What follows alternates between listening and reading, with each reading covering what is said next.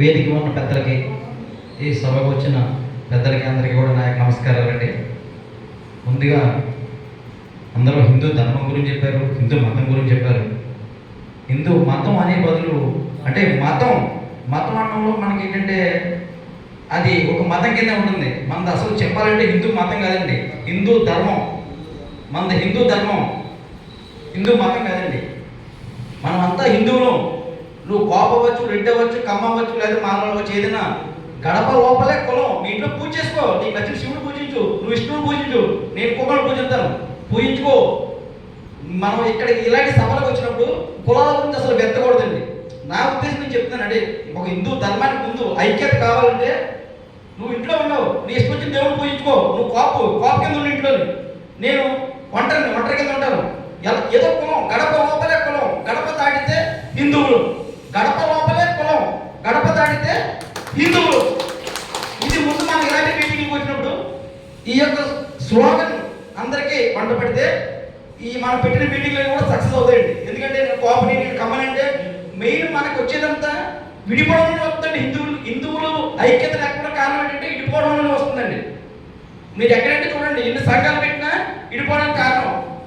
ఎందుకంటే వాళ్ళు ఏదో కులం గురించి చెప్పుకుంటున్నారు. అదే రాజకీయాల గురించి కూడా నన్ను అడిగితే ఇందులో రాజకీయం కూడా కలపకూడదండి. అంటే మనం హిందువులుగా మనం ఏదైనా సాధించాలంటే హిందువులుగానే సాధించాలి.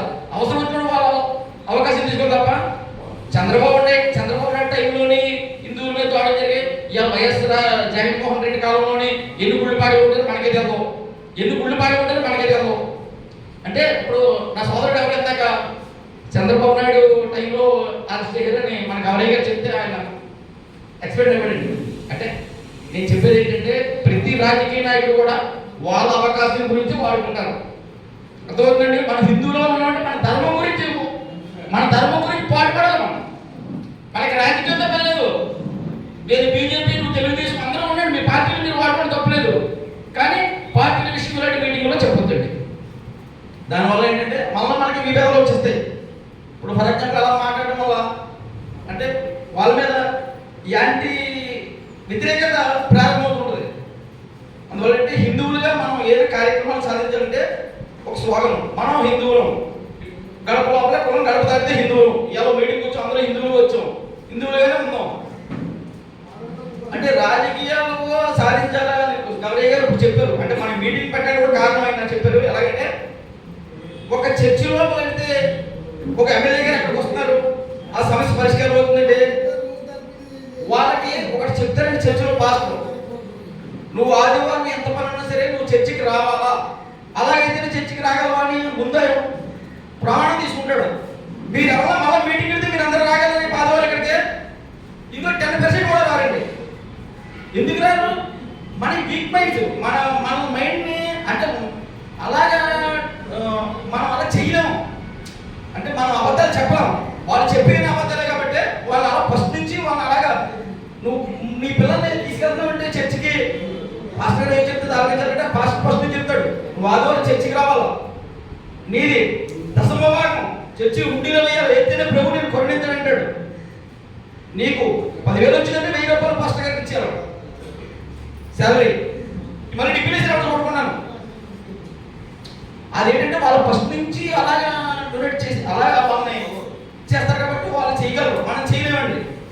మన ఎన్ని వీక్ బ్రెయిన్లే ఈ ఆరుండి ఇప్పుడు ఇక్కడ మాట్లాడుకుంటాం, మళ్ళీ బయటకు వెళ్తే ఈ సమస్య మళ్ళీ ఎవరి పని అంటే ముందు ఏంటంటే అంటే నేను చెప్పే చిన్న సూచన ఏంటంటే మన పిల్లలు ఉన్నారండి, నేను ఉన్నాను, నాకు 2 కొడుకులు, ఒక్కరున్న ధర్మం గురించి ఒరే బాబు ఇలాంటి మీటింగ్కి వెళ్ళాలా అంటే నేను అనుభూతి చెప్తానండి. కనీసం మీకున్న పిల్లల్ని ఇప్పుడు మన తరం చూడకుండా మన తర్వాత తరం వస్తుంది, మనకున్న పిల్లలకి ధర్మం గురించి చెప్పండి. ఒరే నాన్నకి ఇలా చేయాలిరా, మన ధర్మం ఎలా పాడైపోతుందండి మన పిల్లలకి మనమే చెప్పాలి. వాళ్ళకి చెప్తే వాళ్ళకి అర్థమవుతుందండి. అంటే ఎలా మనం చేసేయడం ఒకరికి ఏమి చేస్తాం వీళ్ళిపోతావు, నీ కొడుకు పట్టించకపోతే ఆ డబ్బుకి ఎవరో తయారవుతాడు. నువ్వు వాడికి చెప్పినట్లయితే వాడు నువ్వు పోయినా సరే మా నాన్న ఎలా చెప్పాడురా, మన ధర్మం గురించి పోరాడాలరా అనే సంకల్పం మీరందరూ కూడా దీక్షగా నేను నా కొడుకులో లేదా నా బాబులో ఎవరో ఒకటైనా తయారు చేస్తానని చెప్పి మీరందరూ కంగారు పెట్టుకుని ఆ ముందు అది పెట్టుకోని మనం ధర్మం గురించి నేను ఒకరైనా తయారు చేయగలను. నా గ్రామంలో నేను ఏ చిన్న సమస్య వచ్చినా ముందు నన్ను పిలుస్తారండి. ఎందుకంటే నేను వేగ స్పందిస్తుంటాను. మా మా ఇల్లుకి ప్రతి క్రిస్మస్కి పేపర్ అక్కడ తెచ్చి పెట్టేవారు. తేడా మానేశారు. మా ఇల్లు వాళ్ళని మీరు క్రిస్మస్ పేపర్ తెచ్చినప్పుడు పుచ్చుకోవాలని చెప్పకండి, అమ్మనండి లోపలికి గుట్టు పెట్టండి, అమ్మని కూర్చోబెట్టండి.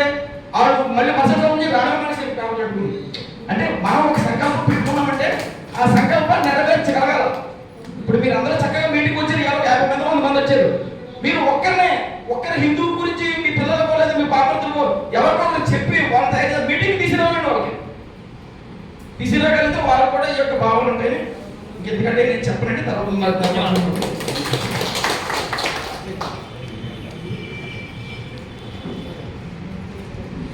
వేదిక మీద ఉన్న పెద్దలు చెప్పారు. అయితే మంచి మాట చెప్పారు. వారు ఒక పద్ధతిలో చెప్పారు, శ్రీకృష్ణుడు చెప్పిన పద్ధతిలో చెప్పారు. ఆయన వీడేమన్నారంటే ఆ రకం వద్దు, మామూలుగా మామూలుగా మన సనాతన ధర్మ పద్ధతి ప్రకారం మనం వెళ్తే బాగుంటుంది కదా అని ఆయన అన్నారు. ఈరోజు నరేంద్ర మోడీ గారి గురించి ప్రస్తావన తీసుకొస్తూ రాజకీయం ద్వారానే నరేంద్ర మోడీ గారు ఈవేళ ఈ దేశంలో ఇన్ని విజయాలు పొందుతున్నారు కదా అని చెప్పి వీరు చెప్తున్నారు. అట్లాగే వీరు ఈ మత మార్పిడి వల్ల జరిగేటటువంటి ఇబ్బందులన్నీ కూడా వారు చెప్పారు. ఈయన గారు నూకరాజు గారు వారికి జరిగిన నష్టాన్ని ఆ బాధని వ్యక్తపరుచుకున్నారు. ఆయన ఈ ఇతర మతస్థులు రాజకీయ శక్తుల వల్ల హిందువుకు జరిగిన నష్టం గురించి బాధపడి చెప్పాడు ఆయన. కాబట్టి మనలో ఒక్కొక్కరు ఒక్కొక్క కోణంలో మనం ఆలోచిస్తున్నాం తప్ప కానీ మూలం ఏంటనేది మనం అర్థం చేసుకునే ప్రయత్నం మనం చేయట్లేదు. ఈవేళ హిందూ సనాతన ధర్మం అంటే ప్రపంచానికే శాసించే శక్తి ఉన్నది హిందూ ధర్మానికే. ఈవేళ నరేంద్ర మోడీ వాళ్ళు అందరూ ఓం చెప్తున్నారు. వీళ్ళందరూ ఇప్పటి వరకు మన హిందుత్వాన్ని కించిపరిచి రకరకాలు చేసి మన దేశాన్ని సర్వనాశనం చేయడం వచ్చినాడే. ఈవేళ ఓం ఎందుకు చెప్తున్నారు? ఇవాళ ఎవరి ద్వారా ఓం చెప్తున్నాడు? నరేంద్ర మోడీ గారి ద్వారా చేస్తున్నాడు. నరేంద్ర మోడీ ఎవరితో ఎలా వచ్చాడు పైకి? ఇవన్నీ ఎలా వచ్చాడు? నరేంద్ర మోడీ ఏ శక్తి ద్వారా పైకి వచ్చాడు? ఏమంటే యోగి నరేంద్ర మోడీ ఏ రకంగా వచ్చాడు? ఆ ధర్మం ద్వారా వచ్చాడు. ధర్మం దేని ద్వారా వచ్చింది? ఏ శక్తి ద్వారా వచ్చాడు ఆయన? దైవశక్తి ఎక్కడి నుంచి వచ్చింది? ధర్మం ఎక్కడుంది? ధర్మం విన్నాము, అందరికీ ఉంది ధర్మం. ఇప్పుడు ధర్మాన్ని